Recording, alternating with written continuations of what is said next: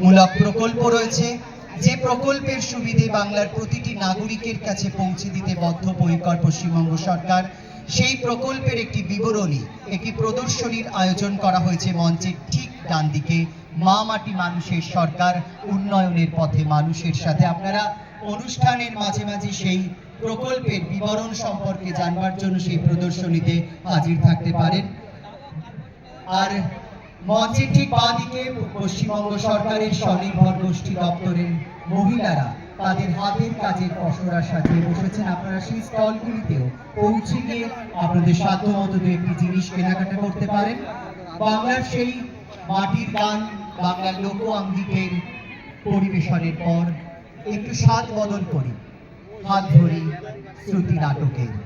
কণ্ঠের তুলি দিয়ে এই মুহূর্তে মঞ্চে ছবি আঁকবেন মধুমিতা ভট্টাচার্য এবং তার সহশিল্পীরা। শুধুমাত্র মঞ্চ প্রস্তুতির জন্য সামান্য কিছু সময় চাইছি আপনাদের সকলের কাছ থেকে। তাদেরকে আমরা স্বাগত জানাচ্ছি আজকে আমাদের ক্যানিং স্পোর্টস কমপ্লেক্সে বাংলা মহিলা গল্প অনুষ্ঠানের মঞ্চে। অনুষ্ঠানের একেবারে শুরুতেই শিল্পীদের মঞ্চে আমরা বরণ করে নেব। বরণ করে নেওয়ার জন্য মঞ্চে আসবার অনুরোধ রাখবো শ্রী শম্ভু চরণ মণ্ডল, আলিপুর